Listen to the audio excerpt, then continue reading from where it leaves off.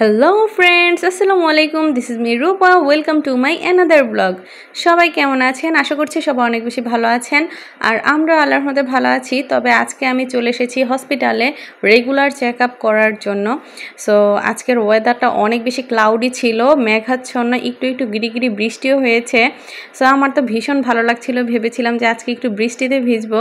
Unfortunately বৃষ্টিটা একটু পরে গায়েব হয়ে গিয়েছে, হালকা একটু ঝিরিঝিরি বৃষ্টি পরেই কিন্তু থেমে গিয়েছে। আর এদিকে দেখুন কত সুন্দর সুন্দর ফ্লাওয়ার। আর আজকে আমার দেখা হয়ে গিয়েছিল একটা কিউটি পাই মামনির সাথে। এই যে দেখুন কত শান্তভাবে আমার সাথে মিশে আছে। অ্যাকচুয়ালি যে কোনো বেবি আমাকে এতটা পছন্দ করে কি বলবো, আমার সাথে হচ্ছে 2 মিনিট থাকলে ওদের ভাব হয়ে যায়, এরকম একটা অবস্থা।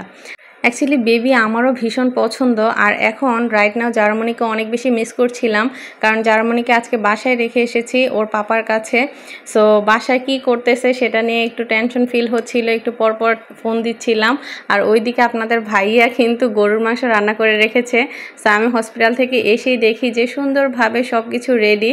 আলহামদুলিল্লাহ অনেক বেশি মজা হয়েছে। সো আমি আসার পরপরই আমাকে বলতেছে একটু চেক করে দেখো কেমন হয়েছে মাংসটা। আর আজকে আমি নিজে পোলাও রান্না করেছি, বেরেস্তাটা একটু পুড়ে গিয়েছে। তাই আমি বললাম যে নো প্রবলেম, কোনো সমস্যা নেই। অ্যাকচুয়ালি মানসিক শান্তির একটা ব্যাপার আছে। সো বাহির থেকে এসে যখনই আপনি দেখবেন যে বাসা সব কিছু গুছানো, তখন কিন্তু অন্যরকম একটা শান্তি কাজ করে, মানে প্যারা কমে যায় আর কি।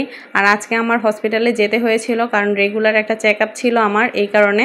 সো ইনশাল্লাহ পরবর্তীতে আপনাদের আপডেট জানাবো কি হলো না হলো।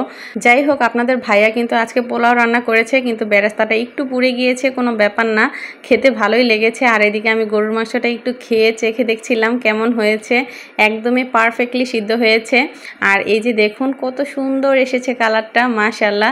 অ্যাকচুয়ালি আমার হাতের রান্না খেতে খেতে আমার নিজেরই বিরক্ত লাগে। সো মাঝে মধ্যে আপনাদের ভাইয়া যখনই বাসায় আসে ছুটি নিয়ে, তখনই কিন্তু ও নিজের হাতে রান্না করে, কারণ ওর রান্নাটা খেতে অনেক বেশি মজা হয়। ও কিন্তু ওরকম এক্সপার্ট না, কিন্তু তারপরেও হচ্ছে ওর হাতের রান্নাটা কেন জানি না আমার মেয়ে এবং আমি দুজনেই অনেক বেশি পছন্দ করি। আর সেও মজার মজার রেসিপি করতে পছন্দ করে।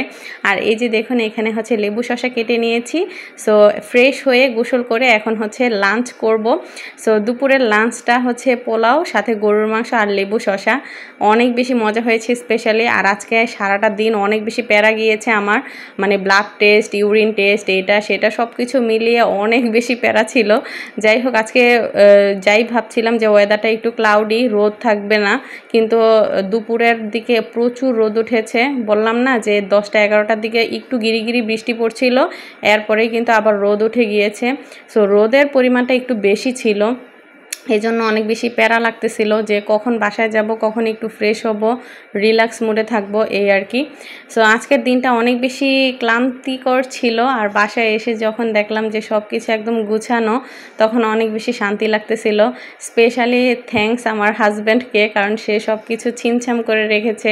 আলহামদুলিল্লাহ, আপনারা সবাই আমার হাজব্যান্ডের জন্য বেশি বেশি দোয়া করবেন। আমিও দোয়া করি আল্লাহ যেন তাকে হাজার হাজার বছর বাঁচাক এবং আমাদের সুন্দর সম্পর্কগুলো যেন এইভাবেই টিকে থাকুক।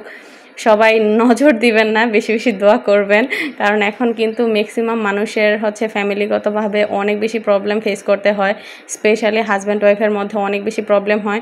সো আমি বলবো যে মানুষের ভালো জিনিসটা দেখলে অবশ্যই অ্যাপ্রিসিয়েট করবেন, দোয়া করবেন মন থেকে। অ্যাকচুয়ালি একটা ব্যাপার কি জানেন, মানুষের জন্য দোয়া করলে কিন্তু সেই দোয়াটা আল্লাহ তাআলা আপনার জন্যই পুনরায় রিপিট করে ফেলে।